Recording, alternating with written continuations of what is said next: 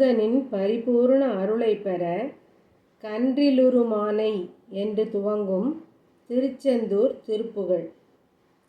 கன்றிலுருமானை வென்ற விழியாலே கஞ்சமுகை மேவும் முலையாலே கங்குல் செரிகேச மங்குல் குலையாமை கந்த மலர் சுடுமதனாலே நன்று பொருள் தீரவென்று விலை பேசி நம்ப விடுமதருடனாடி நஞ்சு பூசி தேரை அங்கமதுவாக நைந்து விடுவேனை அருள் பாராய்.